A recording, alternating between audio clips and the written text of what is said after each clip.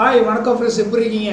இன்னைக்கு இந்த களத்தில் சந்திப்போம் நிகழ்ச்சியுடைய 4வது பாகமும் கடைசி பாகத்தில் நம்ம இருக்கோம். இன்னைக்கு நம்ம பார்க்க போகிறது ஒரே ஒரு மிச்சமுள்ள கட்சி தான், அது தாவேகா. அதோடைய ப்ளஸ் பாயிண்ட்டுகள் பற்றி நம்ம நேற்றே பார்த்தாச்சு. இன்னைக்கு தாவேகா கட்சியோட மைனஸ் பாயிண்ட்டுகள் என்னென்னு கொஞ்சம் விலாவரியாக பார்ப்போம். இதில் சில மற்ற கட்சிகள் இருக்குது, அதாவது சமத்துவ மக்கள் கட்சி, மக்கள் நீதி மையம் கட்சி, டாக்டர் கிருஷ்ணசாமியோட புதிய தமிழகம் கட்சி, இப்படி ஏகப்பட்ட கட்சிகள் நம்ம சொல்லிகிட்டே போகலாம்.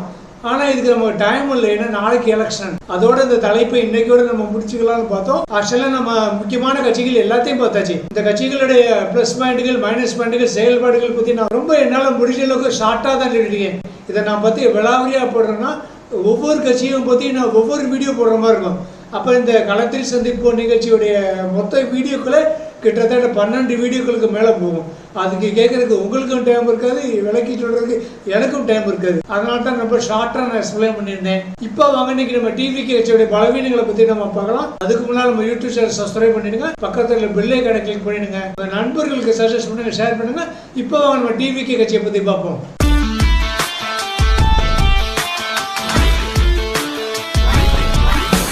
அடுத்து தாவேகா கட்சியுடைய பலவீனம்னு பார்த்தீங்கன்னா, முதல்ல இவங்களுக்கு சுத்தமான ஒரு பொலிட்டிக்கல் எக்ஸ்பீரியன்ஸ், அரசியல் அனுபவம் சுத்தமாக கிடையாது.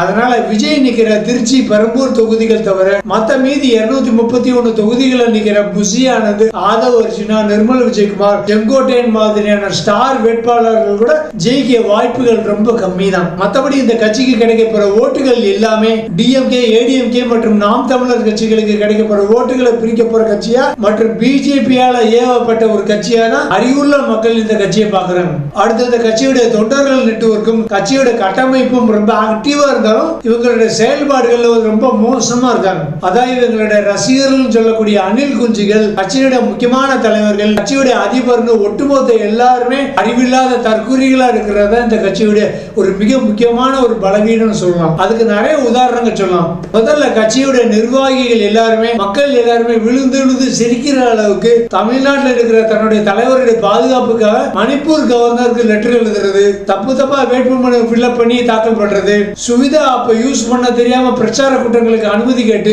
அது கிடைக்காம டிஎம்கே குறை சொல்றது. அப்புறம் எந்த பிரச்சனை வந்தாலும், எந்த பிரச்சாரத்துக்கு இவங்க போனாலும் இவங்க தாவேக்காங்கிற வார்த்தையை அதிகமா யூஸ் பண்றதை விட இவங்க அதிகமா யூஸ் பண்ண வார்த்தைகள் என்ன பாத்தீங்கன்னா டிஎம்கே தான். எதை எடுத்தாலும் டிஎம்கே. இவங்க பிரச்சாரத்துக்கு அனுமதி கிடைக்கலையா டிஎம்கே, இவங்க ரோடு ஷோக்கு அனுமதி கிடைக்கலையா டிஎம்கே, தமிழ்நாட்டுல வெயில் ரொம்ப அதிகமா இருக்கா டிஎம்கே தான் காரணம், திடீர்னு மழை பெய்யுதா அதுக்கும் டிஎம்கே தான் காரணம், கூற கூட்டங்கள்ல டிராபிக் அதிகமா இருக்கா அதுக்கும் டிஎம்கே தான் காரணம், அமெரிக்கா ஈரான் போர் நடக்குதா அதுக்கும் டிஎம்கே தான் காரணம், கேஸ் சிலிண்டர் சரியா வரலையா அதுக்கும் டிஎம்கே தான் காரணம், ஜனநாயகன் படம் லீக் ஆயிடுச்சா அதுக்கும் டிஎம்கே தான் காரணம். இப்படி எதுக்கு எடுத்தாலும் டிஎம்கேன்னு சொல்லி தேர்தல் பரப்புரையில பிரச்சார பேச்சுங்கிற பேர்ல பயங்கரமா காமெடி பண்ணிட்டு இருக்காங்க. அதுல கட்சியில ஆதவ் அர்ஜுனா மாதிரியான முக்கியமான ஆட்கள், மற்ற அரசியல் தலைவர்கள், முக்கிய நடிகர்கள் எல்லாரையும் வம்புக்கு எழுத்து அவங்க ஆதரவாளர்கள், ரசிகர்களுடைய அதிருப்திக்கு ஆளாகிறாங்க. அடுத்து ரொம்ப இவங்களுடைய முக்கியமான பிரச்சனை என்னன்னு பாத்தீங்கன்னா, தங்களை தங்கள் தலைவரை பத்தி மோசமாக விமர்சனம் செய்யக்கூடிய சோசியல் மீடியா இன்ஃபுளுசர்கள் எல்லாரையுமே பெண்கள்னு கூட பார்க்காம ரொம்ப மோசமான கெட்ட வார்த்தைகளால் திட்டுறதுன்னு இவங்க நடவடிக்கைகள் ரொம்ப அருவருப்பா இருக்கிறதுனால மக்களுடைய அதிருப்திக்கு தான் இவங்க ஆளாயிருக்காங்க. ஏய் ஜூலி நாய, ஜூலி விஜய் நிக்கிற இடத்துல நீ போய் பிரச்சாரம் பண்ணுவியா? நீ உயிரோட வந்துருவியா? எல்லாம் உன்னை கல்லடிச்சு சாவடிச்சிருவாங்க நொண்டி நாய. இன்னும் என்ன நீ தௌலத்தா கதை ஓட்டுன்னு தெரியற? அது மட்டும் இல்லாம பெண் அணில் குஞ்சுகள் ரொம்ப முக்கியமா, என்னோட புருஷனோட எனக்கு விஜய் தான் ரொம்ப பிடிக்கும், ரொம்ப பிடிக்கும். எங்க வீட்டுக்காரோட எனக்கு விஜய் தான் பிடிக்கும்.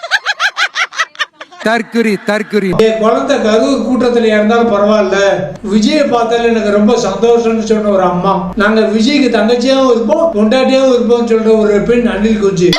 திமுகவோட சதிதான் ப்ரோ, முழுக்க இது டிஎம்கேவோட சதிதான். தற்குறி பண்ணாலும் சரி எங்க தளபதியை கூட அவங்களால புடுங்க முடியாது. தற்குறி. அப்புறம் இன்னைக்கு எனக்கு பிராக்டிகல் எக்ஸாமினேஷன் இருந்தாலும் அதை பத்தி எனக்கு கவலையே இல்லை, நான் கண்டிப்பா விஜய் பார்த்தே தீர்வுன்னு சொல்ற ஒரு கல்லூரி மாணவி. அடுத்த டிவியில இப்ப விஜய் படமே போட மாட்டீங்கிற கதறி அழுகிற ஒரு ஸ்கூல் மாணவி.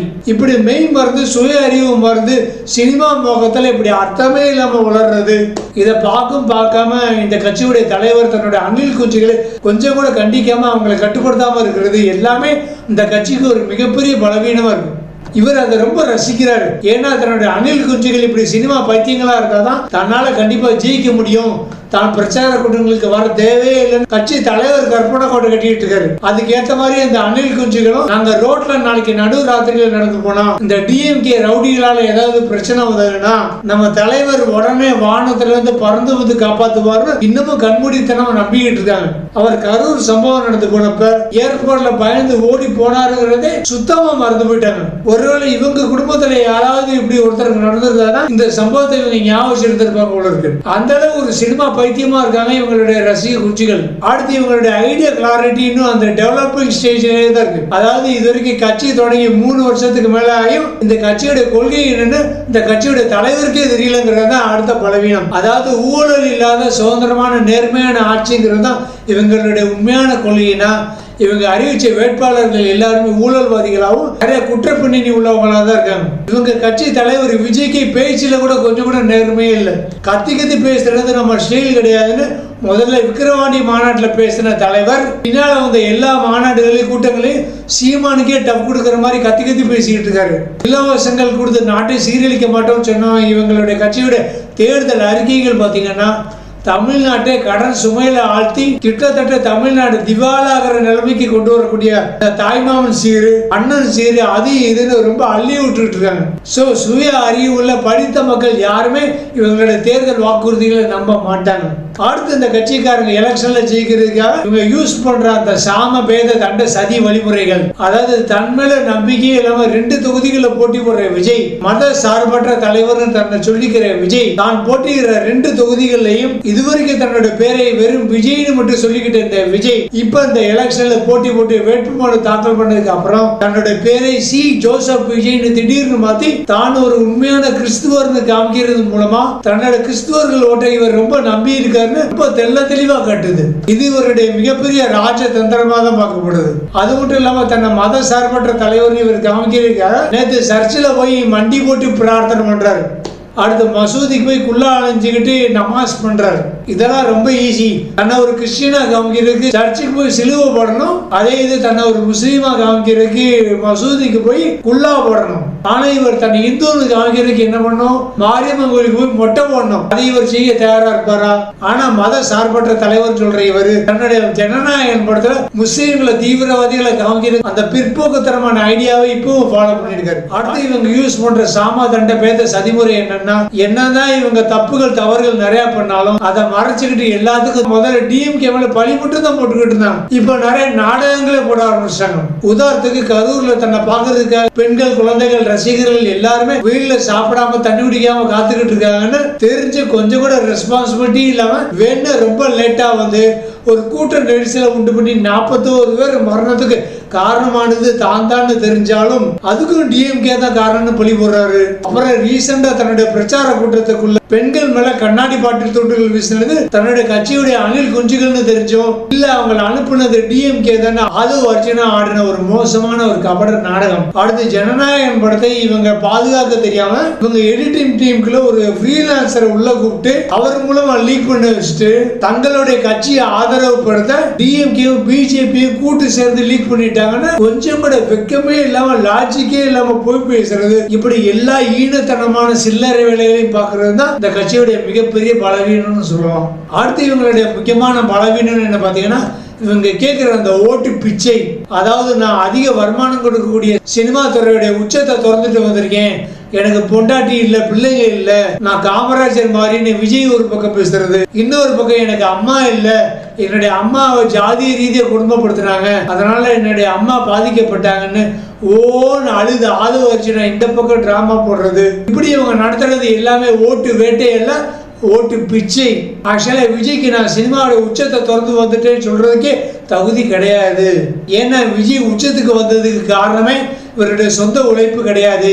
இவருடைய மொக்கையான படங்களையும் பார்த்து ஆதரவு கொடுத்த தமிழக மக்களும் இவருடைய அப்பா எஸ் ஏ சந்திரசேகரும் அடுத்து கேப்டன் விஜயகாந்தும் அப்புறம் சங்கவி சுவாதி இன்னும் பிற நடிகைகள் இயக்குனர் விக்ரமன் உட்பட்ட முக்கியமான இயக்குனர்கள் அப்புறம் சூப்பர் ஸ்டார் ரஜினிகாந்த் இவங்க இல்லாம விஜய் இன்னைக்கு இந்த அளவுக்கு உச்சத்தை தொட்டுக்கவே முடியாது. அதுதான் உண்மை.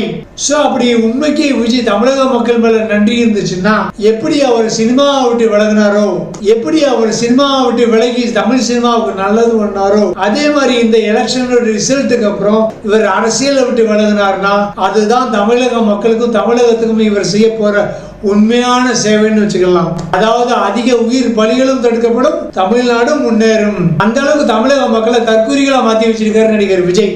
சரி, இவர் உண்மைக்கு சினிமா விட்டு வெளியே போறது தமிழ் சினிமாவுக்கு எப்படி நல்லதோ அதே மாதிரி இவர் அரசியல் விட்டு விலகிறதும் தமிழ்நாட்டு அரசியலுக்கு ரொம்ப நல்லது. அதாவது நான் முந்தி ஒரு ஆபீஸ்ல வேலை பார்த்துக்கிட்டு இருந்தேன். நாங்கெல்லாம் ரொம்ப கடுமையா ஹார்ட் ஒர்க் பண்ணுவோம். ஆனா இந்த ஆபீஸ்ல மேனேஜர் ரொம்ப நோகாம நோன்பு பயங்கரமா ஒப்பிடிச்சுக்கிட்டு இருந்தாரு. நல்ல சம்பளமும் வாங்கிட்டு இருந்தாரு. கடைசியா அவரால் அவர் VRS வாங்கிட்டு வெளியேற போறதா சொன்னார். ஆக ஆபீஸ் இன்பத்தாண்ட உருப்பட போகுது நாங்க எல்லாருமே நினைச்சோம். ஆனா அவர் வெளியேற அன்னைக்கு ஆபீஸ்ல CEO உட்பட ஏகப்பட்ட பேர் அவருக்கு பாராட்டு விழா நடத்துறாங்க. நாங்க ரொம்ப ஷாக் ஆயிட்டோம். என்னடா, நாங்க கம்பெனியோட முன்னேற்றத்துக்காக எவ்வளவோ பாடுபட்டு இருக்கோம், கம்பெனிக்கு ஏகப்பட்ட ஆர்டர்கள் பிடிச்சு கொடுத்துருக்கோம். இவர் சும்மா ஒரு வேலையும் பார்க்காம சேர்ல உட்காந்துக்கிட்டு ஏசி காத்தையும் வாங்கிட்டு இன்னைக்கு வெளியேறாரு. ஆனா இவருக்கு பாராட்டு விழாவா அப்படின்னு நாங்க ரொம்ப ஷாக் ஆனோம். அப்புறம் நாங்க இவரோட சீனியர்கிட்ட போய் சண்டை போட்டப்பதான் சீனியர் சொல்றாரு, தம்பி அவருக்கு பாராட்டு விழா நடத்துறது அவர் ரிசைன் பண்றதுக்காக தான், அதுவே இந்த கம்பெனி அவர் பண்ற ஒரு பெரிய சேவை தான், அதனால தான் அவருக்கு பாராட்டு விழா நடத்தி அவரை வழி அனுப்பி வைக்கிறோம்னு சொன்னாரு இவருடைய சீனியர் ஆபீசர். அதுக்கப்புறம் நாங்க சமாதானமானோம். அந்த மாதிரிதான் இருக்கு விஜய் பண்றது எல்லாமே. சோ தமிழ்நாட்டு அரசியலுக்கு தேவை, தமிழ்நாட்டு முன்னேற்றத்துக்கு தேவை கோமாளிகள் அல்ல, ராஜாக்கள், செயல் வீரர்கள். சீமான் எல்லாம் பாருங்க, ராத்திரி மலையில நனைஞ்சுக்கிட்டே பேசுறாரு. ராமதாஸ் எல்லாம் பேசி மயங்கியே விழுந்துட்டாரு. விஜய் மாதிரி ரோடு ஷோங்கிற பேர்ல சைக்கிள் ஓட்டுறது, கிட்டார் வாசிக்கிறது, பாட்டு பாடுறது, டான்ஸ் ஆடுறது, சைக்கிள்ல வரும்போது யாராவது ஒரு ஆள் ரோட்ல இவங்க வர்ற வழியில கூப்பு வந்து எரிஞ்சாலே போதும் அலறி அடிச்சுக்கிட்டு ஓடுறன்னு காமெடி பண்றேன். இந்த மாதிரி கோமாளிகள் ஒரு நாள் பிரச்சாரத்துக்கு போயிட்டு 4 நாள் உறங்கி ரெஸ்ட் எடுக்கிற சோம்பேறிகள் நம்ம நாட்டுக்கு தேவையில்லை. முக்கியமா அரசியலுக்கு வரேன்ற சினிமா நடிகர்கள் ரஜினி, கமல், விஜய் யாராக இருந்தாலும் நம்ம நாட்டுக்கு தேவையில்லை. இவங்க எல்லாருமே தமிழ்நாட்டு அரசியலுக்கு தேவையில்லாத ஆணிகள் தான். நமக்கு தேவை இல்லாம களத்தில் நின்று வேலை பார்க்க தயாராக இருக்கக்கூடிய உண்மையான நேர்மையான அரசியல்வாதிகள் தான். மொத்தத்துல விஜய் அரசியல்வாதி அல்ல, ஒரு மோசமான கொடிய அரசியல் வியாதி. அடுத்து இவங்களுடைய மிகப்பெரிய பலவீனம், விஜய் தன்னுடைய மனைவி மக்களை தவிக்க விட்டுட்டு கூத்தியால் கூட எல்லாம் கல்யாண சீமந்தத்துக்கு எல்லாம் தைரியமா போற ஒரு பொறுப்பு இல்லாத ஒரு தலைவர். இந்த மாதிரி ஒரு பொறுப்பு இல்லாதவரை, தன்னுடைய மனைவி ஒரு ஒருத்தாக மதிக்காதவரை, சினிமால அவ்வளவு சம்பளம் வாங்குறவர், 27 வருஷங்கள் தொடர்ந்து தன்னுடைய வாழ்க்கையில தன்னுடைய உடலுடைய தன்னுடைய உயிருடைய பாதியாக இருந்த தன்னுடைய மனைவிக்கு ஜீவனாம்சமாக வெறும் 35 கோடி ரூபாய் தான் கொடுக்க போறேன்னு சொல்றவரை அறிவுள்ள எந்த தமிழக மக்களும் ஏற்றுக்கொள்ள மாட்டார்கள். கடைசியில போன 2021 அசம்பிளி எலெக்ஷன்ல கமலஹாசனுக்கு உண்டான அந்த பரிதாபமான நிலைமை தான் இவருக்கும் உண்டாக வேண்டும். இவங்க தாவேக கட்சியில தலைவர் உட்பட ஒரு 5ல இருந்து ஒரு 10 வேட்பாளர்கள் தான் ஜெயிக்க வாய்ப்பு இருக்கு. அவ்வளவுதான் இவங்க கட்சியுடைய ஒர்த்தே. அது நல்லா தெரிஞ்சுதான் நேத்து ஒரு சர்ச்சில் மண்டிட்டு வணங்குற மாதிரி சீன்லாம் போட்டிருந்தாரு நம்ம விஜய். சோ இனி எலெக்ஷன் ரிசல்ட் தங்களுக்கு எதிராக ரொம்ப மோசமா வரும்னு தெரிஞ்சுதான் ஜனநாயகன் படம் லீக் ஆனதுனால அந்த கேவிஎன் கம்பெனிக்கு தான் அடுத்த படம் பண்ணிருக்கிற பேர்ல அப்படியே மறுபடியும் சினிமால நுழையிறதுக்காக முயற்சி பண்றாரு. அது ஏன் இப்படி ஒரு நுழைய முயற்சி பண்றாரு நான் சொல்றேன்னா, கேவிஎன் தயாரிப்பாளர் நஷ்டப்பட்டா அவருக்கு அடுத்தும் படம் பண்ணி கொடுத்து மறுபடியும் அவர் ஓட்டாண்டி ஆகணும்னு அவசியமே கிடையாது. அதுக்கு பதிலாக அந்த ஜனநாயகன் படத்துடைய பட்ஜெட்டான 500 கோடி ரூபாய் பணத்தை அவருக்கு கொடுத்தாலே போதுமே. இது எல்லாமே விஜய் சினிமாவுக்கு வர்றதுக்கான இவருடைய முயற்சியாக தான், இவருடைய ஐடியாவாக தான் நம்ம பார்க்கலாம். பாருங்க, அடுத்த வருஷமே கமலஹாசன் மாதிரியே தாவேக கட்சியை தூர எரிஞ்சிட்டு டிஎம்கே கூட போய் ஐக்கியமாயிடுவார். இல்ல எலெக்ஷனுக்கு அப்புறம் ஓரளவுக்கு கணிசமான சீட்டுகள் கிடைச்சேன்னா பிஜேபி கூட போய் ஜாயின் பண்ணிடுவார். அப்படியே படங்கள்ல அதே நேரத்தில் பவன் கல்யாண் மாதிரி நடிக்க ஆரம்பிச்சிடுவார். பவன் கல்யாண் சொல்லும் போது எனக்கு இன்னொரு ஞாபகம், இவருடைய கட்சி நடவடிக்கைகள், இவருடைய பிரச்சார நடவடிக்கைகள், அந்த சைக்கிள் ஏறி வர ஸ்டைல், அந்த கிட்டார் வாசிக்கிற ஸ்டைல் எல்லாமே பாத்தீங்கன்னா அப்படியே பவன் கல்யாணம் பார்த்தா இவர் காப்பிடிச்சுட்டு இருக்காரு. அடுத்து தாவேக கட்சியோட முக்கியமான மைனஸ் பாயிண்ட் என்னன்னு பாத்தீங்கன்னா, டிஎம்கேக்கு ஏடிஎம்கேக்கு ஒரு மாற்று கட்சியா, ஒரு மாற்று சக்தியா இவர் வருவார்னு மக்கள் மனசுல ஒரு நம்பிக்கையை விதைச்சிட்டு அவங்க என்னென்ன பொய் வாக்குறுதிகளை அள்ளி வீசுறாங்களோ அதே பொய் இலவச வாக்குறுதிகள், லஞ்ச லாவண்யம், அடிதடிகள், ஊழல்ல ஊறி போன வேட்பாளர்கள்னு தாவேக மொத்தத்துல ஒரு ஏமாற்று கட்சியா, சினிமா கட்சியா இருக்கே தவிர மக்கள் மனசுல நம்பிக்கை விதைக்கக்கூடிய ஒரு கட்சியா இல்லவே இல்லை. தாவேக கட்சி தலைவர் இன்னும் பக்குவப்பட வேண்டும். அதுக்கு இன்னும் நிறைய வருஷங்கள் ஆகும். அவர் தான் வெயிட் பண்ணணும். எடுத்த உடனே முதல் எலெக்ஷன்ல சிஎம் ஆயிட முடியாது. அதுக்கு இவர் எம்ஜிஆரும் கிடையாது. அதுக்கு நிறைய எம்ஜிஆர் மாதிரி, காமராஜர் மாதிரி, விஜயகாந்த் மாதிரி ஒர்க் அவுட் பண்ணணும். சீமான் மாதிரி போராடணும். போர்க்களத்துல தைரியமா குதிக்கணும். போரிடணும். சும்மா அவன் அடிக்கிறான், இவன் குத்துறான், அவன் குடைகிறான்னு எல்கேஜி பாப்பா மாதிரி கதறி அழுது காரியம் சாதிக்க முயற்சி பண்ணக்கூடாது. அடுத்து இவங்க கட்சியுடைய தேர்தல் அறிக்கைங்கிற பேர்ல மத்த எல்லா கட்சியினுடைய சித்தாந்தங்கள், கொள்கைகள், தேர்தல் அறிக்கைகள், தேர்தல் வாக்குறுதிகள் எல்லாத்தையுமே அப்படியே காப்பிடிச்சு எக்ஸ்ட்ரா கொஞ்சம் நடைமுறைக்கு ஒத்து வராத தாய்மாமன் சீர், கேஸ் சிலிண்டர், தங்க நகை, அது இதுன்னு நடைமுறைக்கு கொஞ்சம் கூட ஒத்து வராத வாக்குறுதிகள் எல்லாத்தையுமே அதையாவது சொந்தமா யோசிச்சு வெளியிடறாங்கன்னு பார்த்தா டைரக்டர் அட்லி மாதிரி இங்க ஏகப்பட்ட இடங்களை விட்டு விட்டா காப்பிடிச்சு ரிலீஸ் பண்ணிருக்காங்க. ஒரு ட்ரெஸ்ஸிங் ஸ்டைலும் பாத்தீங்கன்னா அப்படியே பவன் கல்யாணுடைய ட்ரெஸ்ஸிங் ஸ்டைல் மாதிரியே இருக்கு. அதே வெள்ளை சட்டை, காக்கி பேண்ட், வெள்ளை தாடி. ஏதாவது ஒன்னையாவது சொந்தமா யோசிங்கய்யா. அடுத்து தாவேக்கோடைய பலவீனம் என்னன்னு பாத்தீங்கன்னா இவங்களுடைய ஓவர் கான்பிடன்ஸ். அதாவது மக்கள் இத்தனாயிரம் பேர் நம்மளை பார்க்க வர்றாங்கல்ல, இந்த சினிமா பைத்தியங்களாலதான் நம்ம கண்டிப்பா ஜெயிக்க போறோம்னு ஒரு இருமாப்பு. அதனால தான் ஒரு நாள் பிரச்சாரம் 3 நாள் ரெஸ்ட்னு பிளான் பண்ணி ஒர்க் அவுட் போட்டா முட்டாள்கள், சினிமா பைத்தியங்கள், தற்கொலைகள், சுய அறிவில்லாதவன் தான் இவங்களை நம்பி ஓட்டு போடுவான். நன்றாக சிந்திக்க தெரிஞ்சவன், மக்களுக்காக உழைக்கக்கூடியவனுக்கு தான் ஓட்டு போடுவான். தன்னுடைய நாட்டுக்கு யார் உண்மைக்கு நல்லது போடணும்னு தெரிஞ்சு ஓட்டு போடுவானே தவிர சினிமா அந்தஸ்து வச்சு ஓட்டு போட மாட்டான். இதுல ஒரு பரிதாபம் என்னன்னா, இவங்க இத்தனை மக்கள் நம்மளை பார்க்க வர்றாங்கன்னா அது நம்மளையெல்லாம் பிடிச்சு போனதுனால தான் இத்தனை லட்சம் மக்கள் இது நமக்காக கூடுறாங்கன்னு இவங்க தப்பா நினைச்சுட்டு இருக்காங்க. ஆனா உண்மை என்னன்னா, நான் சிவகாசியில இருந்தப்ப 2011 எலெக்ஷன் நேரத்துல பிரச்சாரம் நடந்துகிட்டு இருந்தது. எங்க தெருவில் திடீர்னு மக்கள் கூட்டம் ரொம்ப அதிகமாயிடுச்சு. என்னன்னு பார்த்தா நம்ம தெருவுக்கு காமெடி நடிகர்கள் குமரிமுத்து, காந்திமதியும் வர்றாங்கன்னு அத்தனை காலனிக்காரங்களும் ரோட்டுக்கு வந்துட்டாங்க.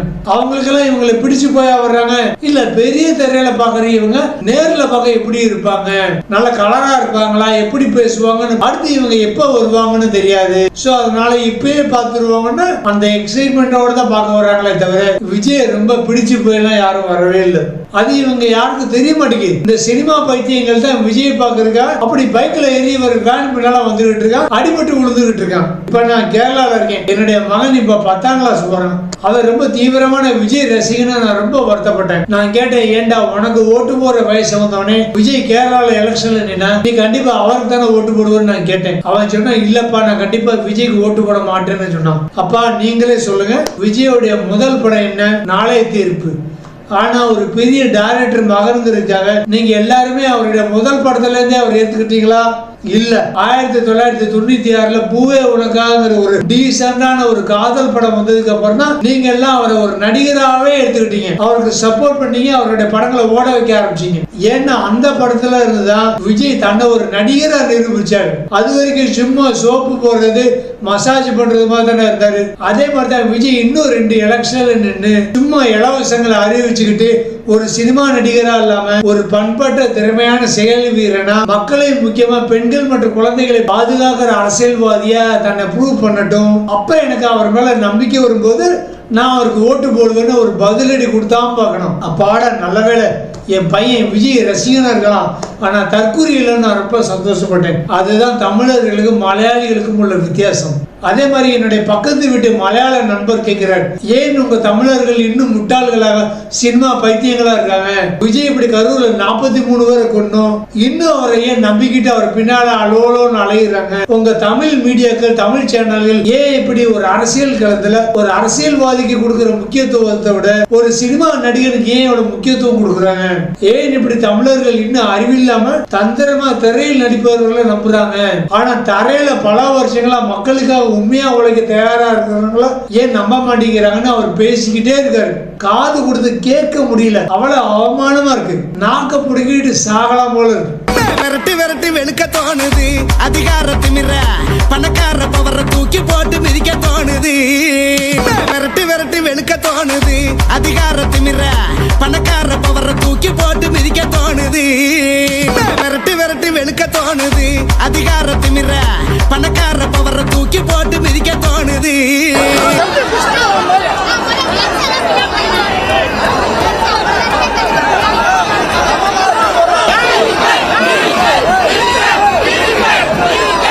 அடுத்து அடுத்து இந்த தாவேக்காவுடைய முக்கியமான கடைசி மைனஸ் பாயிண்ட் என்ன அப்படின்னு பாத்தீங்கன்னா, நேற்று தேர்தல் பிரச்சாரம் முடிகிறப்ப விஜய் ஒரு பெரிய ஒரு அயோக்கியத்தனமான ஒரு பொய்யை சொல்லியிருக்காரு. அதாவது கரூர் சம்பவத்துக்கு நான் முற்றிலும் காரணம் இல்லை, அந்த 43 பேர் இறந்ததுக்கு டிஎம்கே தான் காரணம்னு அவ்வளவு ஒரு அயோக்கியத்தனமான ஒரு பொய்யை சொல்லியிருக்காரு. ஒரு முழு பலாப்பழத்தை அப்படியே சோத்து பருக்கைக்குள்ள மறைக்கிறதுக்கான முயற்சி பண்றாரு. இது உலகத்துல எல்லாருக்குமே தெரியும். இவர் லேட்டா வந்ததுனாலதான் அந்த சம்பவம் நடந்தது அப்படின்னு.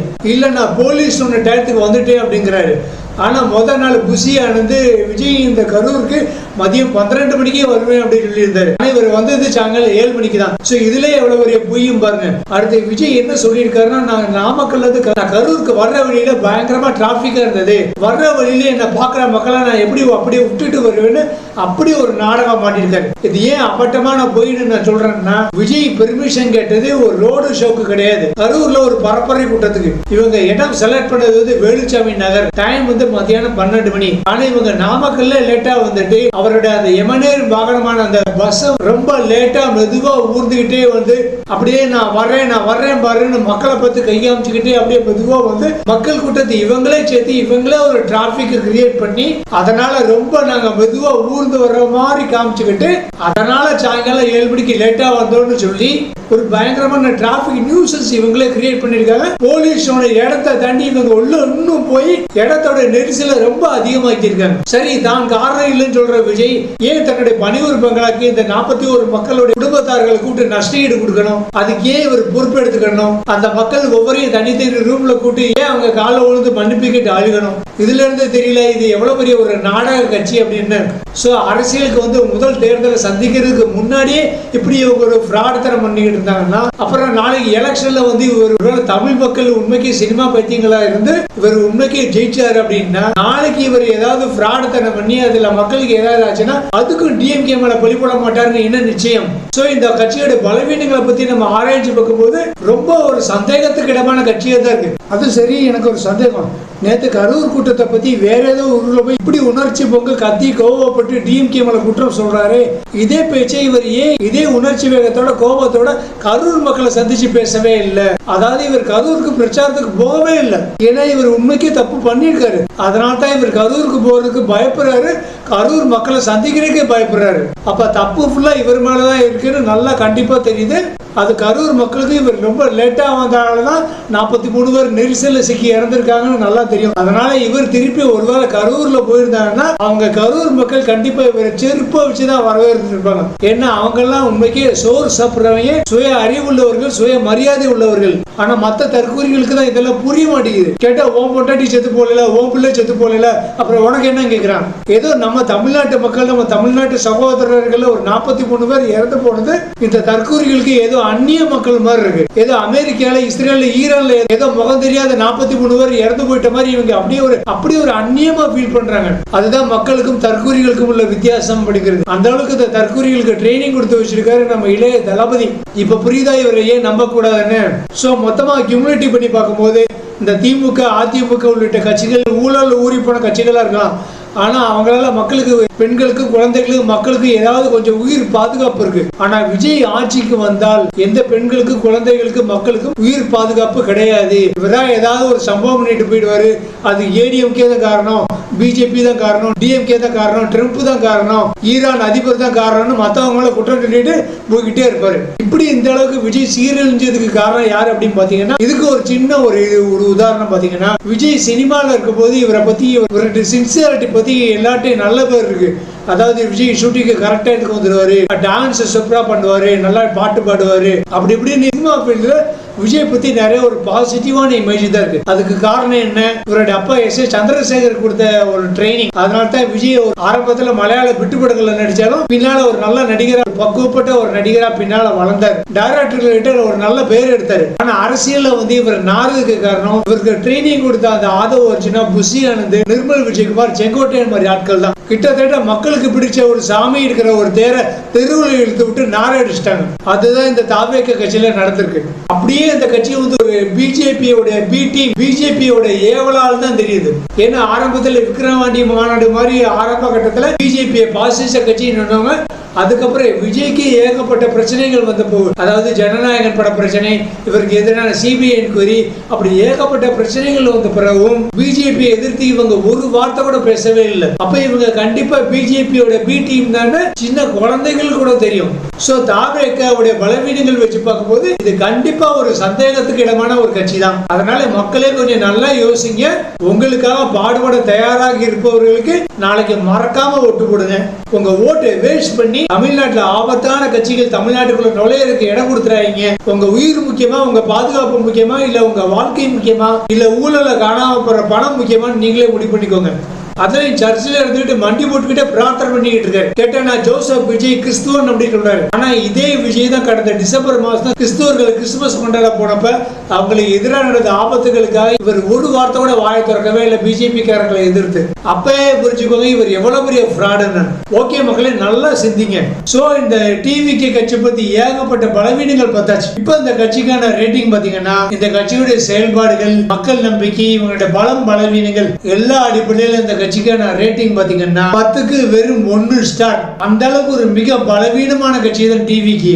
ஏன்னா தமிழகத்துல இதுவரைக்கும் அறிவுள்ள மக்கள் பார்த்ததுல மிகவும் ஒரு கீழ்த்தரமான கட்சி, மிகவும் ஒரு பிற்போக்கத்தனமான கட்சி, சித்தாந்தங்கள் இல்லாத கட்சி, ஏமாற்று கட்சி, காமெடி கட்சி, சினிமா கட்சி, தற்கொலை கட்சி, தந்திர கட்சி, தமிழ்நாட்டுக்கு ஆபத்தான ஒரு கட்சி, வளரக்கூடாத, வளர விடக்கூடாத, ஆரம்பத்தில் களை எடுக்கப்பட வேண்டிய கட்சி. இப்படி ஒட்டுமொத்த கட்சிகளுடைய மோசமான செயல்பாடுகளை மட்டும் வச்சு செயல்படக்கூடிய ஒரே ஒரு தமிழ்நாட்டு கட்சின்னு பாத்தீங்கன்னா அது தமிழக வெற்றி கழகம் மட்டும்தான்.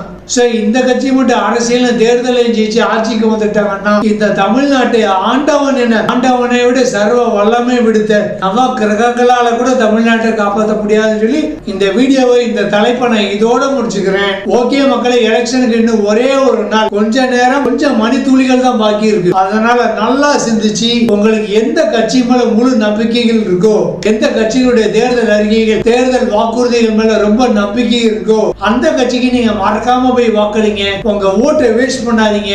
All the best, happy election டே. இந்த வீடியோ பிடிச்சிருந்தா மறக்காம லைக் பண்ணுங்க. உங்க கருத்துக்களை கமெண்ட் பாக்ஸ்ல எழுதுங்க. மறக்காம நம்ம வீடியோக்கு ஹைப் பண்ணிடுங்க. அது மட்டும் இல்லாம நம்ம யூடியூப் சேனல் சப்ஸ்கிரைப் பண்ணுங்க. பக்கத்துல பெல் ஐகானை கிளிக் பண்ணுங்க. உங்க நண்பர்களுக்கு சஜஸ்ட் பண்ணுங்க, ஷேர் பண்ணுங்க. மீண்டும் அடுத்த வீடியோவில் சந்திக்கும் வரை பாய் ஃப்ரெண்ட்ஸ். விரட்டி விரட்டி வெளுக்க தோணுது அதிகார திமிர